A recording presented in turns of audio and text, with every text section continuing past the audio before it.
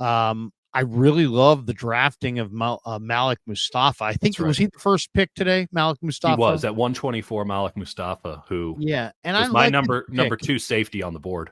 To me, this is the pick that came from Dallas for Trey Lance, and I centered on this guy a while back. Now, what made me nervous about this draft is I felt like, man, the 49ers need definitely one, maybe two safeties. Mm-hmm.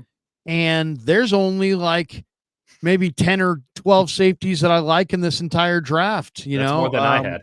And yeah, I mean, and here's a guy who had an 87.5 run defense grade this year, 15th among Power 5 conference safeties. Mm-hmm. He's 5'10", 210, but he's really a good player. Big Zero player. Penalties over 4 seasons. He's got special team experience. He's a ridiculous hard hitter. I mean, this guy, he was 96th percentile in run defense. He was 95th in run stop defense, PFF. 90th percentile slot coverage. Yeah. But what I love is he's smart. He's a competitive player, and he is a thumper. This is the violent hitter who's coming downhill in a hurry to destroy you. He's the team captain. He's an explosive hitter. I think this is what you get when you marry, great athleticism and great production. You wind up with Malik Mustafa, and I think they were really fortunate. I thought this guy was going to go maybe late third, and he was there for them in the 4th round, and they pulled the trigger. I think this was one of their best draft picks. An absolute coup for them. And I think that the knock is when you think about a safety who's taken in the 4th round who really lays the wood the way that Mustafa does, because when he hits you, you go backwards. It's not one of these, I'm going to drag you for another yard, or we're just going to stand each other up. You go backwards. I don't care if you're 150 pounds or 271. When he hits you, you get hit. And I think the concern is in this modern game where it is so much about covering space as opposed to laying it on a guy, especially in the college game, though the ACC not as extreme in that regard as other conferences like the Pac-12 and the Big 12.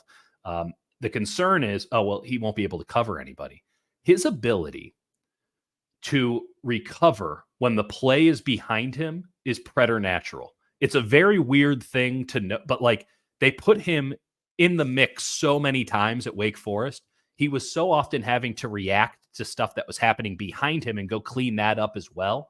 And I don't know if I've seen a player at the college level who could do it the way Malik Mustafa could. I think that he can play free safety for you easily, but there's no question that he should be playing strong safety, especially in a cover 3 where you can bring him into the mix. I don't think that we're ever going to go back to the era of Cam Chancellor effectively playing Sam linebacker with a cover 3 because of the way that nickel is working these days and all that. But man, it's really fun to think about what he can do, because as much as folks love Talanoa Hufanga, and there's plenty of reason to love him because he does a lot of the same stuff that Mustafa does in terms of being committed and attacking and instinctual against the run. That playmaking ability that you just can't teach is the same thing that Mustafa has that Hufanga has. He's a much better coverer than Hufanga, who, by the way, his contract's almost over. And they were starting to waver on him before he tore his ACL. This is his replacement. He might be his replacement as soon as week 1. And it does give now Brandon Staley, who does like versatility and running his shadow defense, is what I imagine is going to be happening, the shadow government of Brandon Staley. I think there's a really good possibility that the 49ers put 3 safeties on the field with Jair Brown as the free safety and having basically a big dime. They used to do big nickel where they'd have, DJ Reed go in, and they had a couple of different guys that they would try as a slot corner, but he was actually a safety. Diamador Lenore is the slot. There's no question about that. You stick them there. That's his best position. He was great in it last year. But with the way that the league is being spread out in more and more 4 wide receiver sets, I don't think you need to throw another corner on the field and say, go cover the inside. I think you put Mustafa on him, or you let Hufanga sort of play that linebacker role that he's always been meant to play. You can go 3 safeties on the field with these guys, and I don't think you give up anything in the run game despite the fact that you're a little bit smaller. And I think you dramatically improve your pass coverage and your blanketing of the field overall. there's just no doubt in my mind that Malik Mustafa is going to be an impact player for the San Francisco 49ers. And he's got to be one of the guys that they looked at. I mean, can you only imagine how much John Lynch loved his tape? I mean, oh yeah, I mean, he's a thumper, just like John. The other thing, he can play the deep middle in the cover 3. He can be the field safety if you need him to be. That's right. I just think also the Niners, just when they lost Mosley and when they lost Jimmy Ward, they lost a couple of their alphas. They gained in Green and Mustafa a couple of alphas in the secondary, and that to me is vitally important. These guys are going to step in, and they're going to contribute right away. Yeah. Let's get to the next pick, because the Niners then were in the 4th round. They had another 4th round pick coming up, but they decided to shop both of their 5th rounders to the Jets, and they moved up in round 4 for Isaac Gendo, a running back from Louisville, who's really interesting. He's been playing in Jeff Brom's zone read offense, and I think it's interesting from the standpoint of Tony Pauline came out with this about 3 weeks ago, that the 49ers were interested in taking Isaac Gendo in the 3rd round. And then he put that out on Twitter, and then like less than 10 hours later, he took it down. And so I'm thinking to myself, well, wait a second. So does that mean that they're not interested in Gendo, or did that mean that somebody from the Niners called Tony and said, "Hey, Tony, could you do us a favor and take that down?" My guess is it's the latter. And so I was banking on the Niners having some interest in Gendo. Gendo's a really interesting prospect. Let's talk about him for just a second. He's 6 feet. He's 221 pounds. He was born in Indianapolis. Mm-hmm. His dad Mario's from Central Africa. He got a job at teaching, I believe, at IUPUI or whatever in Indiana there. Mm-hmm. And so the kid grew up in Indiana. He ran track. He played basketball. He played football. He went to 2 different high schools. He was named Indiana's Mr. Football as a wide receiver. That's right. Ran the 100 meters in high school, the long jump, 3-star high school recruit, goes to play for Paul Christ at Wisconsin. And part of his 2018 class, spends 5 years at Wisconsin, 4-time academic All Big Ten, got his degree in finance, and then transferred this last year to Louisville, ran a 1.54 10-yard split, 4.33 at the combine at 221 pounds. There's only one other guy in the last 20 years who's been able to run a 4.340 at 220 pounds. Can you name him? God, I saw this earlier today too, and I don't remember who it was. It's DK Metcalf. DK Metcalf. The biggest, fastest, strongest dude in the NFL. The one that everyone goes, well, that's a different thing. This guy is as fast and as big, and you're letting him carry the ball. This is Raheem Mostert on steroids, man. Yeah, I mean, he's patient between the tackles. He can catch the ball well. He blocks well. He's only got 2 career fumbles. That's right. So that's something Shanahan loves. He averaged over 22 yards on his kick returns. Yep. But he's been, whether it was at Wisconsin or even at Louisville, he's never been a starter. He's a career backup in college. He only recorded 17 offensive touches 1 time in 41 college starts. Mm-hmm. He's also had some hamstring problems, and he is 24. He also had a Liz Frank injury, but it was a couple years ago. That's right. He only has 300-yard games in his entire college career, but his last game was the one that I saw this year, which was SC in the Holiday Bowl. And the guy ran for 161 yards and 3 touchdowns in that Holiday Bowl and looked amazing. Yeah. I guess my question is he a straight line track and field? Does he not play to the 4.33? He never was a starter. What role do you see him? Or and I have no sources on this. Okay. But I see him as a guy that could be a totally dynamic new look for the Niners if he put on 5 pounds and replaced Juszczyk. If suddenly you played this guy at fullback, and now you have a guy that runs, you've got Debo and you've got Ayuk and you've got Pearsall and you've got Kittle and you've got CMC. And now you throw, Gendo in for juice and you throw him the ball in the flat. And because everybody else is getting coverage, you've got one guy guarding you. He makes one guy miss and he's 4-3-3 in the open field. I mean, to me, playing him at fullback might be the mismatch that makes this offense even that much more dynamic. What do you think? I think it's a great idea. I think as of right now, Elijah Mitchell doesn't have a job. And I think that Isaac Guerrero, you can say, oh, well, he's straight line speed. I can think of Gendo. Apologies. I keep saying it that way. Apologies. Isaac Gendo. I hope it's Isaac and not Isaac. It's Isaac. Regardless, Raheem Mostert was straight line speed. Yeah. That worked out great. I mean, not everyone can be Christian McCaffrey. And I do think that there's something to be said for it. Well, he didn't have a lot of production in college. The college game asks for a lot more of that bounce around left, right. They don't love straight line speed, especially at the running back position. They love it on the outside where they can just throw a nine ball. But that's not what the college running game is about when it's so spread out. It's just not, that's just not their game. It should be, but it isn't. And it's definitely not Jeff Brom's game. So that was kind of a weird transfer for him. For a smart guy, that was not a great move. Regardless, I think that this is the kind of power running back that the 49ers have needed, well, for a couple of years since Elijah Mitchell has not been able to stay on the field. I think he's a short yardage goal line guy? Well, he can be at that weight for sure, to the point where you think he can play fullback. And it's hard for me to disagree with that because it's a really fun concept. But this is the spelling of Christian McCaffrey. Think about where Christian McCaffrey was in the playoffs, in the Super Bowl. He was gassed. They kept him on the field so he could get that touchdown consecutive record, all this stuff. And he didn't have anything left in the tank by the time they got to the biggest games of the year. And one of the reasons was because every time Elijah Mitchell came on, and that's the only other running back Kyle Shanahan trusted to carry the ball. I mean, we both like JP Mason. Kyle Shanahan doesn't. So we got to move on.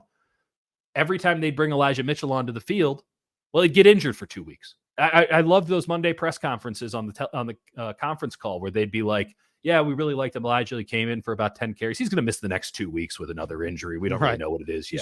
He's got a bruised quad. He'll be out for 4 weeks. You have to move on from him. He's a wonderful player. He's had some great times for the Niners. He was here for a good time, not for a long time. And Gendo is the kind of guy who can immediately spell him. He can give Christian McCaffrey a couple of series off. You think about 10 minutes left in the fourth quarter and you're trying to run down the game, trying to shorten it up. Here's Isaac Gendo for you. One cut and go. Maybe the best one cut and go back outside of Trey Benson in this draft.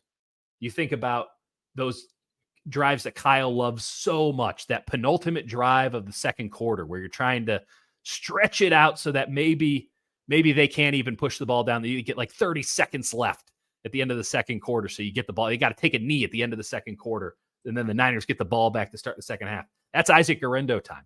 And it gives Christian McCaffrey an opportunity to take a beat, get his legs under him. And by the way, now you can use him in more versatile ways because he doesn't have to explicitly be a running back because you now have a running back that you can trust and be on the field. As I said earlier, he's Raheem Mostert on steroids. The Niners at this point in the draft were 4 for 5 in terms of picks that I absolutely loved. And I don't have that many negative things to say about Pooney, but like A picks. And I can see why they traded 2 fifth-round picks for this guy. Perfect scheme fit. And by the way, if he turns into that fullback, Larry, what a spectacular prediction and what a spectacular future that would be for all of us. Yeah, I mean, it could just make the Niners incredibly dynamic. All right, let's go to Jacob Coing because this is a really good pick. Really? This guy's been working out with Ricky Pearsall in Arizona. He was picked number 135. He's 5'8", 5'9", about 165 pounds, born and raised in Arizona. Mm-hmm. His dad starred at Long Beach Poly. He went to Maricopa High School there in Arizona. He played basketball, track, football, and then, set the school record for the 100 meters, for the 200 meters. Was only a 2-star high school recruit out of high school, and UTEP was his only FBS offer, so he went there and he led UTEP in receiving in 3 years in a row. Then I guess became a dad in 2018. Had a son named Chase who was born in 2019, who's named after Chase Lucas, the Niner corner, That's right. who played at ASU. So obviously Cowing and Lucas are buddies. He named his son after Lucas, and now they're both on the Niners. That's interesting. Then Jacob transferred from UTEP to Arizona to be close to his son because he was living in Chandler, Arizona with the girlfriend, I believe. Yeah. And so Jed Fish brought him to Arizona. And this kid's a high character guy. Yes. His NIL thing was with the Boys and Girls Club. He was the bowl game offensive MVP. He's a slot wide receiver with explosive track speed. He's a try-hard blocker. He was also a punt returner at Arizona. He had 13 touchdowns at Arizona, led them to a 10-win season. This guy separates on vertical routes, and you can see it on the film. Only FBS player who had 85 receptions in each of the last 2 years. And he's the only FBS player this year who had at least 90 receptions and at least 12 touchdowns. Yeah. So the production is there. No doubt. He's a smaller guy. He's got a 1.52 10-yard split, a 4.38 40, was 4.41 at the combine, 4.38 at the pro day. So this is a burner. This is a very fast, small receiver who runs good routes and is coming off of an incredibly productive year. I like it just from the standpoint there were lots of small guys who ran great 40s in this draft, but hardly any of them had the good route running and ball skills that Cowing has. Cowing has a little bit better ball skills, a little bit better route runner, and 4.38 speed. Yeah. Where there were a bunch of guys who had 4.3 speed, even 4.2 speed. Loaded on slot receivers who could run fast. Lots of guys. Tyler Harrell and Gould and Bub Means and all these guys ran. Kid out of Tulane, Jackson. Yeah, a lot of guys running in the 4.3 range, but none of them had the ball skills or the route running of Cowing. So I like Cowing. I think, I don't know how he's going to get on the field. Maybe, Juwan is the big slot receiver, and Cowing's the small, shifty slot receiver. But this guy is a good receiver. So I kind of like it. A couple thoughts on him. One, I thought it was a little rich of a pick, if I'm being honest, but the Niners don't care about that kind of stuff. They take the guys that they love, and they don't care what the outside consensus is. Good on them. No problem with that whatsoever. If we learned anything in this draft, it's that mock drafts and all that. So they don't know. We don't know what the hell we're talking about. We're guessing. And everybody's board is different. Totally. Even if you and I were both NFL personnel people for different teams, right, we would have had a different board. And I guarantee you have to go with your board. Yeah. Don't let external opinion on who you should take. You have a lot of good opinions that you pay good money to in-house. Listen to those opinions, not what some guy on a mock draft that you've never met and probably has never talked to you actually thinks. But again, I was a little bit surprised here. And I'm not going to lie, I hadn't spent as much time on Cowing as I had on other receivers because, as you said, he's pretty strictly a slot guy. Though I will say Andrew Hawkins was about 5'8" and had over 100 catches for Kyle Shanahan as an ex-receiver at one point in Kyle Shanahan's coaching career. So something to think about there. Maybe they can push him out there. He gets open, as you said, he gets open every single time on those short routes. And if I'm Kyle Shanahan and I'm thinking about what my offense is going to be, because I think they've taken a step back on defense. So now you go, well, they had the best offense in the NFL last year. Where do they go from here? And I think there's one spot where you start looking and you say, well, who else had a good offense?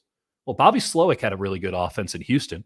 His rookie quarterback led the NFL in passing yards. What did they do? Well, they run a lot of deep routes these days.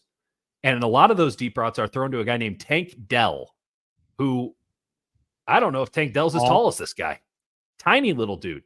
But he has a great catch radius, great ball skills, tenacious, kind of a mean SOB.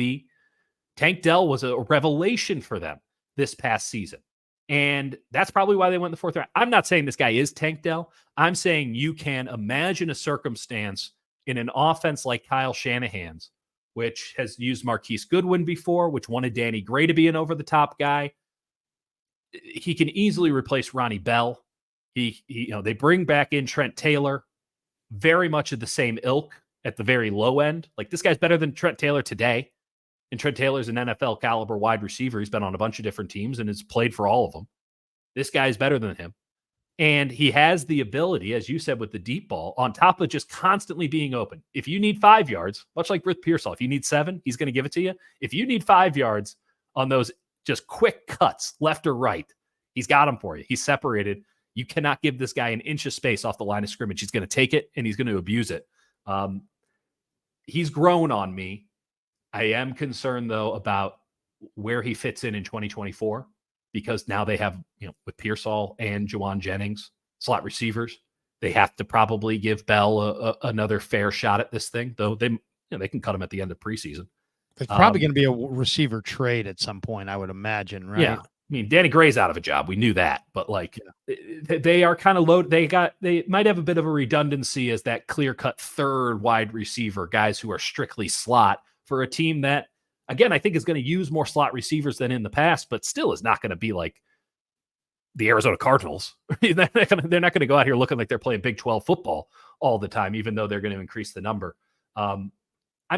This is one of the most interesting players when it comes to rookie minicamp and when it comes to training camp, because I can see him being a revelation and just like, wow, he's just always open. How does he always get so open? He has a knack for it, right? The production's no fluke.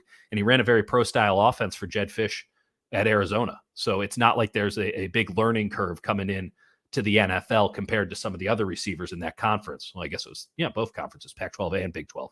Regardless, I personally will have to see it with my own 2 eyes. So I am a little lukewarm on this pick overall, but I agree with all the things that you said. There is an upside possibility here, which is really, really fun and really special. And it's another sign that I think Kyle Shanahan's going to open up his offense, be more pass first, and be a little bit more spread out moving forward. And that's an exciting possibility as well.